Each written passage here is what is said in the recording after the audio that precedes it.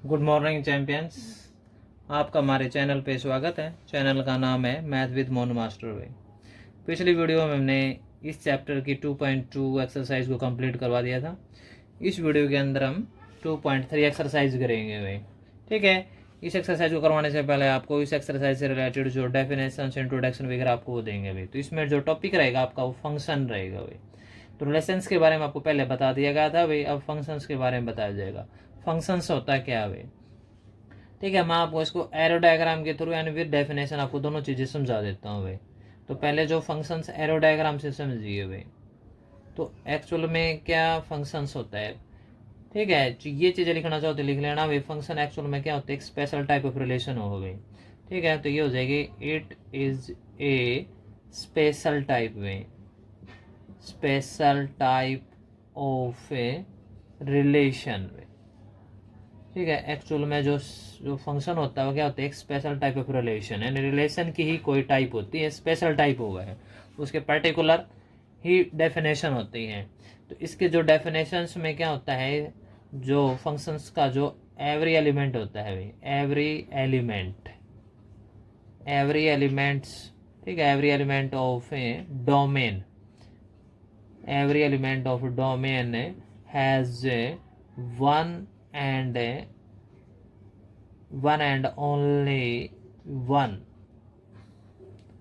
image in codomain set।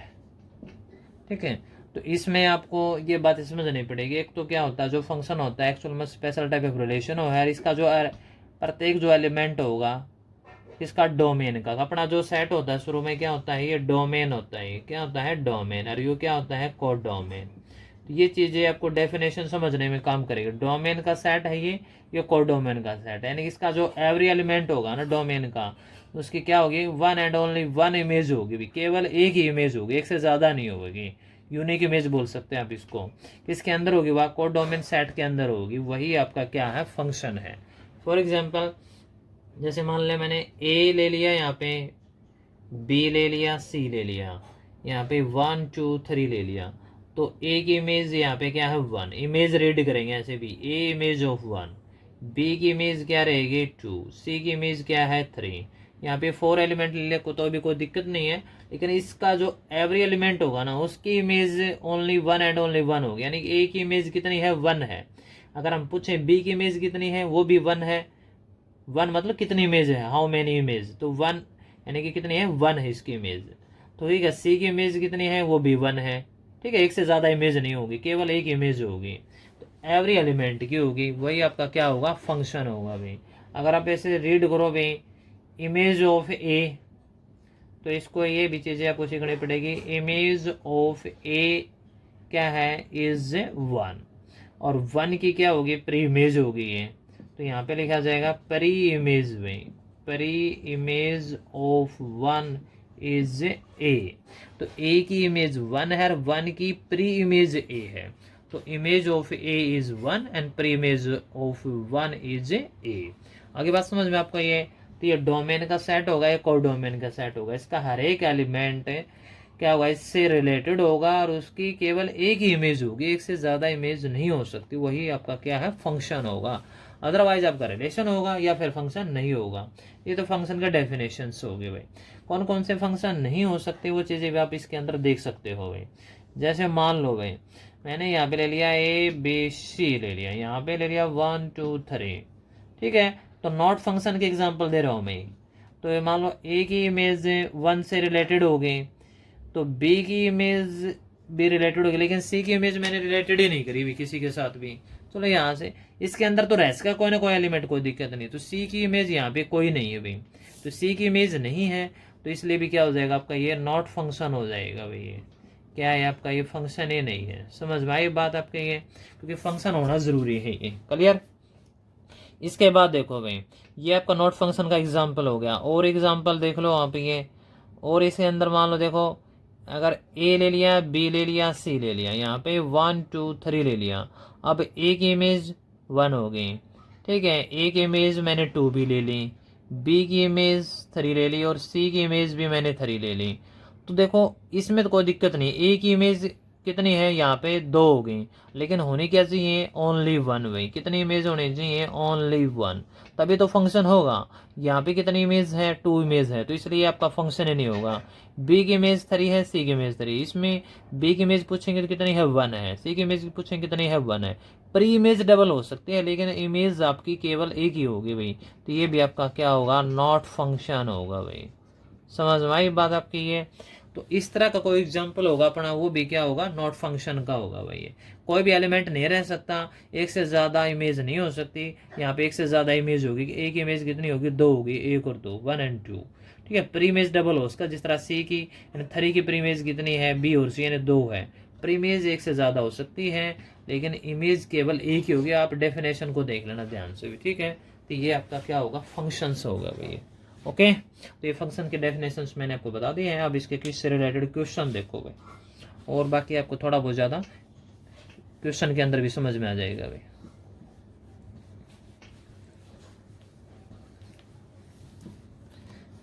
तो इसका जो बुक के अंदर देखो भाई, यहाँ पे 2.3 एक्सरसाइज आ रहे हैं भाई। हम 2.3 एक्सरसाइज का जो फर्स्ट क्वेश्चन है भाई, आपको दिखाई नहीं दे रहा तो इसको जूम करके देख लेना भाई, ठीक है, आपको दिखाई दे देगा। तो इसका फर्स्ट क्वेश्चन देखो भाई। फर्स्ट क्वेश्चन 2.3 एक्सरसाइज है, which of the following relations are function. कौन कौन से रिलेशन आपके फंक्शन है। Which of the following relations are function, भाई आपके कौन से फंक्शन रिलेशन है। गिव रीजन भी दीजिए। If it is a unique, it is a function, तो डोमेन एंड रेंज भी, तो आपको डोमेन रेंज भी फाइंड करना है। अगर फंक्शन है तो डोमेन रेंज फाइंड करनी है, अदरवाइज नहीं करने। तो फर्स्ट क्वेश्चन की ये स्टेटमेंट दे रहा है कि ये नीचे रिलेशन दे रहा है कि आपको चेक करने हैं भाई, ठीक है। आप बोर्ड पे देख लो भाई ये। अब मैं आपके क्वेश्चन आपके सामने पेश कर देता हूँ भाई। जो क्वेश्चन स्टेटमेंट आपको पढ़ाई है वही उसी के प्रोसीजर भी। तो फर्स्ट क्वेश्चन फर्स्ट पार्ट भाई, तो यहाँ पे रिलेशंस में क्या दे रहा क्या है भाई 2 1, फिर इसके बाद है 5 1 8 1, ठीक है, फिर है 11 1, 11 के बाद है यहाँ पे 14 1 एंड 17 1। आगे बात समझ में ये। तो ये कोई रिलेशन दे दिया अभी। अब आपको चेक करना है ये फंक्शन है या भी नहीं है। तो आपको ये समझ में आएगा एरो डायग्राम से भाई। तो आप इसका एरो डायग्राम बना लो भाई, अच्छा समझ में आ जाएगा, ठीक है। एरो डायग्राम से बिल्कुल अच्छा समझ में आएगा। ये थोड़ा बड़ा बना लो, इसमें ज़्यादा एलिमेंट है। तो यहाँ पे फर्स्ट एलिमेंट होगा आपका डोमेन होगा, सेकंड एलिमेंट आपका क्या होगा रेंज होगी, अगर आपका वो फंक्शन है तो ये चीज़ें चेक कर लो भाई। तो 2 5 8 डोमेन यहाँ पे लिखी जाएंगी, ठीक है, फर्स्ट सेट के अंदर भाई 11, ठीक है। 11 के बाद यहाँ पे क्या है ये 14 और उसके बाद क्या है ये 17 भाई, ठीक है। तो इसके बाद देखो भाई 2 भाई है, यहाँ पे क्या है सिर्फ 1 ही है भाई, तो 2 की इमेज 1 है। चलो अब तक तो ये जो ठीक है, 2 की इमेज कितनी केवल 1 है, 5 की इमेज भी 1 है, 8 की इमेज भी 1 है, 11 की भी और 14 की भी और 17 की भी, सभी की इमेज क्या है भाई 1 है। तो एक से ज़्यादा किसी की इमेज है भी नहीं भाई, कि 2 की इमेज अगर आपसे पूछी जाए 2 की इमेज कितनी है एक ही है, 5 इमेज भी है कितनी एक ही है, तो सबकी इमेज क्या है 1 एंड ओनली 1 है, एक ही इमेज है भाई। तो इसलिए आपका क्या हो जाएगा फंक्शन हो जाएगा भाई। तो इसका रीजन वही डेफिनेशन हो गया भाई, एवरी एलिमेंट भाई क्या रहेगा आपका ये every element of a domain भाई, ठीक है। Every element of domain has 1 and only 1 image in codomain, so it is a function, so it is a function। तो ये क्या होगा आपका फंक्शन होगा भाई, ये फंक्शन है क्योंकि हर एक एलिमेंट की क्या यूनिक इमेज है 1 एंड ओनली 1 है।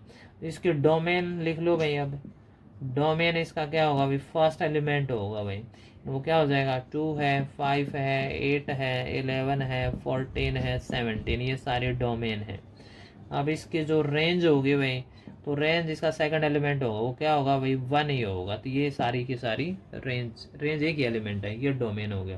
तो ये आपका फर्स्ट क्वेश्चन का फर्स्ट पार्ट हो गया भाई, समझ में आ गई बात आपको ये। अब इसका सेकंड पार्ट देखो भाई, प्रोसीजर यही रहेगा भाई, ठीक है, बुक अपने साथ में रखा करो भाई, थोड़ा अच्छा समझ में आएगा, जितना क्वेश्चन ध्यान से पढ़ोगे उतना ही अच्छा समझ में आएगा।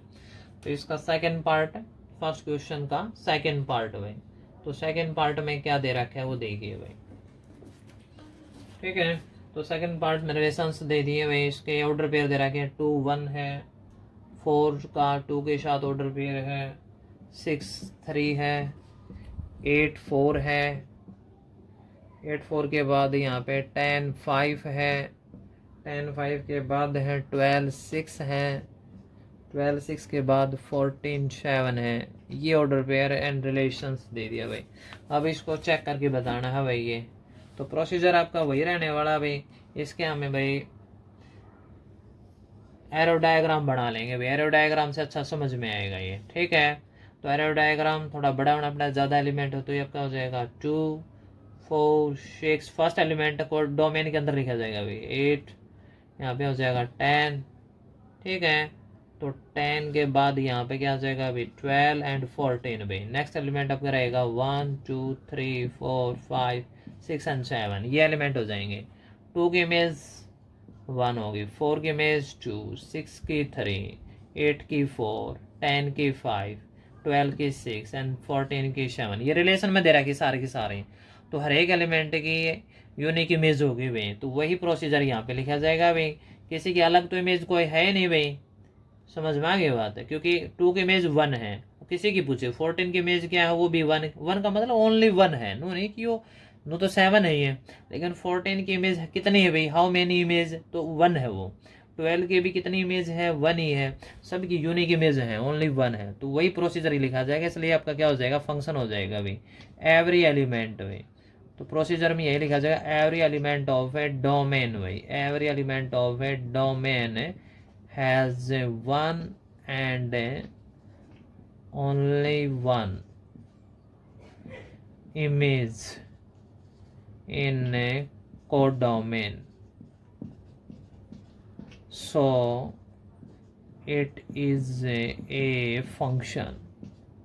तो ये क्वेश्चन आपका कंप्लीट हुआ है। लेकिन उससे पहले आपको डोमेन रेंज और लिखनी पड़ेगी भाई इसकी। ये तो इसकी जो डोमेन हो जाएगी भाई, डोमेन क्या होगा, इसका फर्स्ट एलिमेंट होगा भाई ये 2 4 6 8 10 12 एंड 14 भाई, ये डोमेन हो जाएंगे भाई। तो इसकी जो रेंज होगी भाई, वो रेंज क्या होगी, इसका सेकंड एलिमेंट होगा भाई 1 2 3 4 5 6 एंड 7। तो ये इसकी क्या हो जाएगी, रेंज हो जाएगी भाई। समझ में आगे बात ये। तो फंक्शन का डेफिनेशन को कंप्लीट करता है, इसलिए आपका क्वेश्चन आपका ये फंक्शन है भाई ये। ओके, तो इसका थर्ड पार्ट देखो भाई। अब बुक में देख लिया करो अपना क्वेश्चन भाई, जितना देखो उतना अच्छा समझ में आएगा भाई। ठीक है ना, क्वेश्चन के अंदर ही उसका आंसर छुपा होता है। अगर अच्छी तरह समझ में आ जाए तो बात है आपको। ठीक है, क्वेश्चन का भाव समझ में आएगा तभी आंसर अच्छा समझ में आएगा। तो इसका फर्स्ट क्वेश्चन का थर्ड पार्ट है भाई, फर्स्ट क्वेश्चन थर्ड पार्ट। तो इसमें क्या दे रखा है भाई, आपका ये 1 3 ऑर्डर पेयर में रहेंगे आपके रिलेशन से। तो 1 5 हो गया, और यहाँ पे दे दिया 2 5 में, ये 3 ही ऑर्डर पेयर दे रखे हैं। तो इसको चेक करके बताना है कि ये रिलेशन फंक्शन है या नहीं है। तो एरो डायग्राम से समझ में अच्छा आएगा भाई ये। तो इसमें आपको पता है डोमेन का सेट है, ये कोई डोमेन का है। तो शुरू में एलिमेंट ये 1 हो गया, यहाँ पे 2 आ गया भाई, यहाँ पे 3 आ जाएगा, और यहाँ पे 5, क्योंकि रिपीट हो रहा है ना, 5 2 बार है। तो देखो 1 का 3 के साथ है रिलेशन हो गया भाई ये। ठीक है, तो 1 का 3 के साथ रिलेशन है, तो लिखो। फिर इसके बाद भाई 1 का 5 के साथ भी है भाई, ये हो गया ये। फिर 2 का भी 5 के साथ है भाई, 1 का 5 के साथ, 2 का भी 5 के साथ है। अब आप इसको देख के बताओ 1 की कितनी इमेज होगी। 1 की इमेज होगी, एक तो यह होगी और एक यह होगी, क्योंकि 1 यहाँ पे भी रिलेटेड, यहाँ पे भी रिलेटेड है। तो 1 की यहाँ पे 2 इमेज होगी, और मैंने बोला था कि फंक्शन तभी होगा जब उसकी इमेज क्या होगी, 1 एंड ओनली 1 वे। ठीक है, तो आप लिखेंगे भाई this is not a function, this is not a function because one has not a unique image way। Unique का मतलब होता है 1 and only 1 यूनिक इमेज। ठीक है, that is image ऑफ ए 1 कितनी है भाई 3 एंड 5। आगे बात समझ में ये, तो ये इसलिए आपका क्या फंक्शन नहीं होगा भाई, क्योंकि 1 की है जो इमेज है 1 has not unique image, that उसकी इमेज है वो कितनी है 1 और ठीक है इमेज ऑफ 3 एंड 5 है, तो इसकी इमेज क्या है 3 एंड 5 है, ये इसलिए क्या हो जाएगा एक से ज़्यादा इमेज होगी तो ये इसका फंक्शन ही नहीं होगा भाई, तो this is a not function. तो मैंने आपको ऊपर लिख भी दिया था। तो आपका फर्स्ट क्वेश्चन कंप्लीट हुआ भाई। नेक्स्ट क्वेश्चन देखो भाई।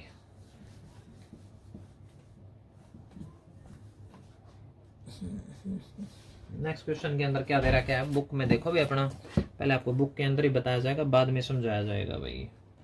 तो बुक के अंदर पहले इसको ठीक है। अब देखो भाई फर्स्ट क्वेश्चन आपका कंप्लीट होगा भाई, find the domain and range of the following real functions भाई। तो रियल फंक्शंस दे रहेगा, डोमेन रेंज फाइंड करनी है। तो F of X is equal to क्या रहेगा माइनस एक्स का मॉडुलस दे रहा है, अभी मैग्नीट्यूड भी बोल सकते हो first part and second part के अंदर F of X is equal to 9 minus X square under the root भाई। दोनों पार्ट आपको समझा दिए जाएंगे भाई। ठीक है चलो बोर्ड के ऊपर देखो भाई। अब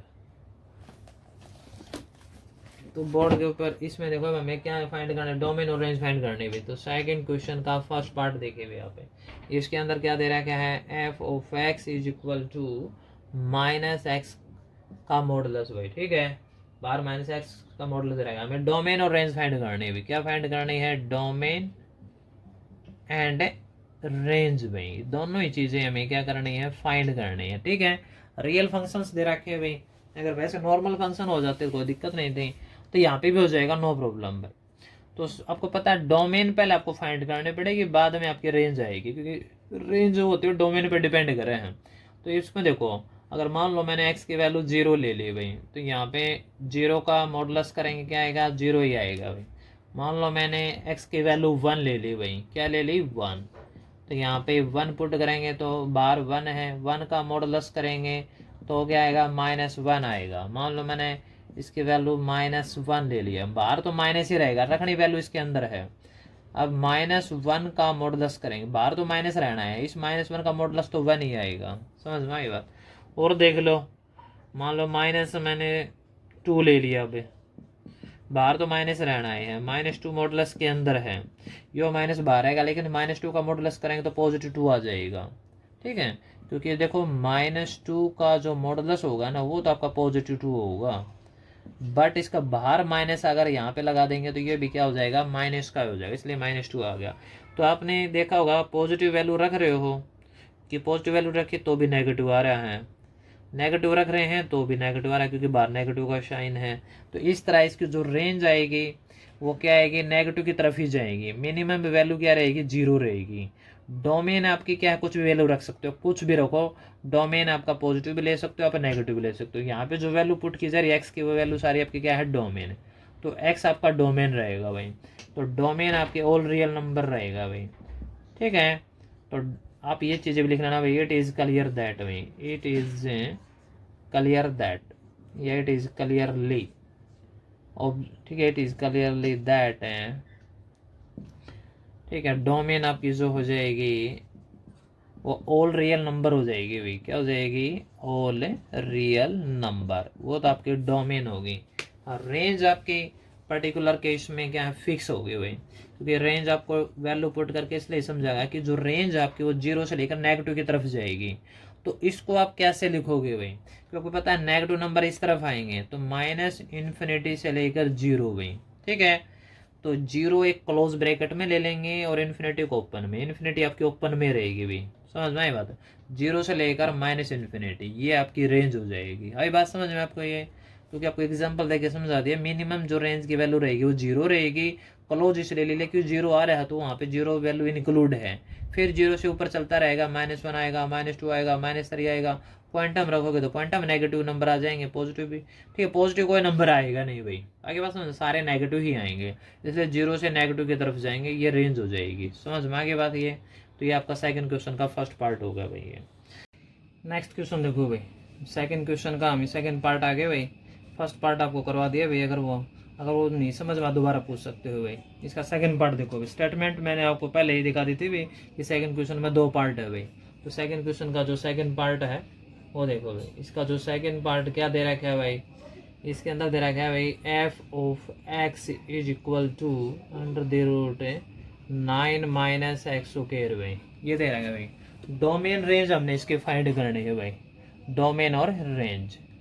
तो ये आपका जो फंक्शन दे रखा है, तो डोमेन पहले आपको निकालनी पड़ेगी भाई, फिर बाद में आपकी रेंज आएगी भाई। तो अगर रूट में ऐसे कोई रियल फंक्शन दे रखा है, तो रूट के अंदर अगर वैल्यू पॉजिटिव होगी तो ही आपका फंक्शन क्या होगा, डिफाइंड होगा। क्योंकि रूट के अंदर अगर नेगेटिव आ जाता है तो आपके नॉट रियल नंबर होंगे भाई, कि उसने रियल नंबर बोल रखा है, यानी कि इमेजिनरी नंबर होंगे, जो कि हमारे 11th ठीक है क्लास के अंदर जो कॉम्प्लेक्स नंबर जो चैप्टर उसके अंदर आपको पढ़ने को मिलेगा भाई, रियल नंबर और इमेजिनरी नंबर। ठीक है, तो रूट के अंदर अगर पॉजिटिव नंबर होगा तो ये आपका रियल नंबर होगा भाई, अदरवाइज आपका क्या होगा, नॉट रियल नंबर यानी इमेजिनरी नंबर होगा।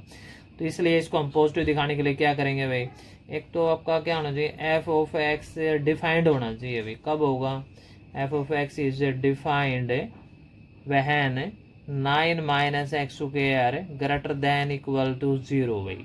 ठीक है, इसके अंदर अंदर की वैल्यू हमने क्या दिखा दी, ग्रेटर देन इक्वल टू 0। अगर इसके रूट के अंदर 0 है वो भी आपका क्या होगा, रियल नंबर ही होगा। पॉजिटिव आएगा 0 से अबव तो भी आपका क्या रहेगा, रियल नंबर रहेगा भाई। अब इसकी कैलकुलेशन करो भाई, 9 माइनस एक्स स्क्वायर को हम क्या लिख सकते हैं भाई, आपका हो जाएगा 3 minus X square greater than equal to 0 भाई। ठीक है, अब इसको हम ये आपकी प्रॉपर्टी लगी हुई ए स्क्वायर माइनस बी स्क्वायर, इसको अभी एक बारी हम नेगेटिव लिख देंगे, एक बारी हम इसको पॉजिटिव लिख देंगे भाई, ग्रेटर देन इक्वल टू 0 भाई। आगे बस समझ में। अब देखो कोई भी दो नंबर अगर मल्टीप्लाई में है, अगर उन दोनों का रिजल्ट पॉजिटिव है, क्योंकि ग्रेटर देन इक्वल टू 0 मतलब क्या है, पॉजिटिव है, तो यहाँ से दो केस बनेंगे भाई। तो केस फर्स्ट के अंदर क्या होगा भाई, कि दोनों हो, या तो आपके ये दोनों ही नंबर पॉजिटिव होंगे भाई। ठीक है, क्या होगा, दोनों ही नंबर आपके पॉजिटिव होंगे भाई। 3 माइनस एक्स यो भी आपका ग्रेटर देन इक्वल टू 0 होगा, या फिर 3 plus X greater than equal to 0 होगा। एक केस तो ये बनेगा भाई। जो केस जो सेकंड बनेगा भाई आपका, ये फर्स्ट केस था भाई ये। ठीक है, तो सेकंड जो केस होगा उसमें क्या होगा भाई, या तो ये दोनों पॉजिटिव बनेंगे या दोनों नेगेटिव बनेंगे भाई। ठीक है, आपको समझ में आ जाएगा, अच्छी तरह बताएंगे, देखो भी ध्यान से। तो ये हो जाएगा 3 minus X less than equal to 0 भाई। यहाँ पे हो जाएगा 3 plus X less than equal to 0 भाई। मीन्स ये दोनों पॉजिटिव ले ली, क्योंकि आपको पता होगा, देखो अगर हमें ऊपर बता देता हूँ मैं थोड़ा रफ रख भाई, अगर मान लो पॉजिटिव और पॉजिटिव की मल्टीप्लाई करेंगे तो ऑलवेज क्या आएगा, वो आपका ग्रेटर देन 0 ही आएगा भाई। ठीक है, या इक्वल टू 0। ठीक है, यानी कि पॉजिटिव ही होगा। कहने का मतलब ये है, अगर नेगेटिव और नेगेटिव की मल्टीप्लाई करेंगे तो भी अपना क्या आएगा, वो ग्रेटर देन 0 ही आएगा, यानी कि पॉजिटिव ही होगा भाई। समझ में आ गया बात ये। तो यानी पॉजिटिव पॉजिटिव की मल्टीप्लाई करेंगे तो भी पॉजिटिव आएगा, नेगेटिव नेगेटिव की मल्टीप्लाई करेंगे तो भी पॉजिटिव आएगा। इसलिए केस 1 है वो आपका पॉजिटिव पॉजिटिव, और केस सेकंड बनेगा नेगेटिव नेगेटिव भाई। अब इसकी कैलकुलेशन करो भाई। ठीक है, तो 3 माइनस एक्स भाई, तो ये माइनस एक्स इधर ही रहेगा भाई ये, और ये 3 इधर जाके आपका पॉजिटिव है नेगेटिव हो जाएगा भाई। ये इन इक्वेशन बोलते हैं जिसके अंदर लेस देन ग्रेटर देन होता है, वो इन इक्वेशन होता है। और इन इक्वेशन का भी अपने ठीक है अपनी क्लास के अंदर 11th क्लास के अंदर एक चैप्टर है, वो भी आपको समझा जाएगा भाई आगे। तो माइनस से माइनस जब भी कैंसिल होगी तो आपकी इन इक्वेशन का कंडीशन चेंज हो जाएगा, ग्रेटर देन से क्या बन जाएगा आपका, लेस देन हो जाएगा भाई। लेस देन है तो ग्रेटर देन हो जाता है, जब माइनस माइनस कैंसिल होगा तो। ठीक है, ये इसकी कैलकुलेशन है भाई। तो अब देखो भाई 3 प्लस एक्स है ये, यहाँ पे एक्स इधर ही रहेगा भाई ये, तो ये 3 इधर जाके क्या हो जाएगा भाई, ये पॉजिटिव है, इधर जाके क्या हो जाएगा, नेगेटिव भाई। ठीक है, केस 1 सोल्व किया जा रहा है भाई ये। यहाँ से देखो अभी एक्स लेस देन 3 है, यहाँ पे X greater than equal to -3 है भाई। तो एक्स की वैल्यू -3 से तो बड़ी होगी और 3 से छोटी होगी। ठीक है, -3 को अगर हम ऊपर की तरफ लेके जाओगे, X greater than equal to -3, तो ऊपर -2 आएगा, -1 आएगा। ठीक है, और 0 1 2 3 यानी 3 तक पहुंचेगा। अगर 3 को हम लेस देन करेंगे, इसकी तरफ जाएंगे, तो इसका जो रिलेशन बनेगा भाई क्या बनेगा, -3 less than equal to X and less than equal to 3 भाई। अब केस सेकंड देखो अभी इसका क्या रोल है यहाँ पे भाई, केस सेकंड के अंदर भाई। तो यहाँ पे ये -x को इधर ही रहेगा भाई, ये 3 इधर जाके माइनस का हो जाएगा भाई। माइनस से माइनस कैंसिल होगी तो इन इक्वेशन आपकी यहाँ पे भी चेंज हो जाएगी, आपकी बार लेस देन से क्या हो जाएगी, ग्रेटर देन हो जाएगी भी। ओके, फिर इसके बाद देखो भाई यहाँ पे x इधर ही रहेगा, ये 3 इधर जाके क्या हो जाएगा, माइनस का हो जाएगा अभी। अब इन इक्वेशन है दोनों केस में चेक करनी पड़ेगी हमें भाई, ठीक है। x less than equal to -3 भाई, इससे जो लेस देन वैल्यू होगी क्या होगी, -4 होगा, -5 होगा, -6 होगा। जैसे जैसे हम नेगेटिव की तरफ जाएंगे तो 3 तो नहीं आएगा। x ग्रेटर देन 3 लोगे तो क्या होगा, इससे ग्रेटर देन इक्वल टू 3, 4, 5, 6, 7। अगर हम इसको ऊपर लेके जाएंगे तो ये भी एलिमेंट नहीं आएगा। तो इस तरह का कोई भी कॉमन पॉइंट नहीं बनेगा, कोई भी कॉमन पॉइंट नहीं बनेगा तो उसको बोलते हैं नो सॉल्यूशन भाई, ठीक है। तो आपका इन इक्वेशन का एक चैप्टर है 11th क्लास में, उसके अंदर ये रिजल्ट यूज होंगे भाई। तो ये नॉन सॉल्यूशन यानी कि ये सेकंड केस आपका कैंसिल हो जाएगा, फर्स्ट केस आपका सोल्व हो जाएगा भाई। तो यानी कि x की जो वैल्यू लाई करेगी -3 से 3, समझ में आ गई बात। तो यही इसका क्या होगा, डोमेन हो जाएगा भाई, ओके। अगर आप इसको फर्दर अगर और चेक करना चाहो तो और भी चेक कर सकते हैं भाई, क्योंकि इसमें देखो -3 इसके अंदर रखोगे तो भी क्या आएगा, ये 0 आएगा, ठीक है। रेंज के लिए अब चेक कर रहे भी हम, अगर मान लो मैंने -3 रख दिया भाई, रखना इसी के अंदर है, तो ये 9 ब्रैक माइनस और -3 का स्क्वायर करेंगे तो 9 आएगा, तो क्या आ गया, 0 आ गया। अब हमने 3 और रख दिया भाई, तो 3 रखेंगे तो यहाँ पे क्या आएगा, 9 -3 का +3 का स्क्वायर करेंगे वो भी 9, तो ये भी क्या आएगा, 0 ही आएगा भाई। आगे देखो भाई, अब इनके अंदर से कोई भी वैल्यू चेक करके देख लो भाई, ठीक है। मान लो इनके अंदर 1 ले लिया मैंने, रखना इसी के अंदर है, तो 9 -1 का स्क्वायर करेंगे तो 1, तो ये आपका क्या आ जाएगा, √8 आ जाएगा। और √8 की वैल्यू क्या होगी भाई, ठीक है, लेस देन 3 होगी अभी, क्या हो गया वैल्यू, लेस देन 3। और कोई वैल्यू चेक करके देख लो, ठीक है। यहाँ पे देख लो भाई, ये रेंज के लिए प्रोसीजर चल रहा है, आपके डोमेन ये आगे भाई, ठीक है। रेंज के लिए इसके अंदर से ये वैल्यू चेक करनी पड़ेगी, ये एंड पॉइंट और इसके अंदर से वैल्यू। हमने 1 रख लिया, मान लो f(2) रख लिया हमने भाई, ठीक है, रखना फंक्शन के अंदर ही है। तो ये आपका क्या आ जाएगा, 9 - 2 का स्क्वायर 4 हो जाएगा, तो ये √5 आ गया। तो इसका जो रिजल्ट रहेगा वो भी लेस देन 3 रहेगा भाई, ठीक है। तो अगर हम मान लो मैंने f(0) रख दिया भाई, तो इसमें क्या आ जाएगा, ये 9 - 0 का स्क्वायर करेंगे 0, यानी कि आ गया √9, और ये क्या आ गया 3, और ये क्या रहेगा 3 का इक्वल ये आ गया अपना यो, ठीक है। √9 की वैल्यू अपनी क्या आ जाएगी भाई, 3 आएगी, और इज इक्वल टू क्या है 3। तो मतलब की जो रेंज रहेगी वो 3 से ज़्यादा नहीं होगी भाई, और मिनिमम वैल्यू जो रहेगी आपकी वह रेंज की क्या रहेगी, 0 रहेगी भाई, समझ में आई बात। डोमेन के रिजल्ट हमने ऐसे निकालने थे भाई, और जो रेंज रहेगी वो इन्हीं रिजल्ट से आएंगे। आगे बात समझ में। तो -3 और 3 अप्लाई कर दिया, इसके अंदर से वैल्यू चेक कर ली हमने भी, और भी चेक कर सकते हो, जहाँ पे इक्वल का पॉइंट आ जाएगा उससे ज़्यादा तो नहीं होगी। ग्रेटर देन का तो कोई मतलब ही नहीं था भाई, क्योंकि एंड पॉइंट हमने चेक कर लिया था, दोनों का सेम रिजल्ट 0 आ रहा था।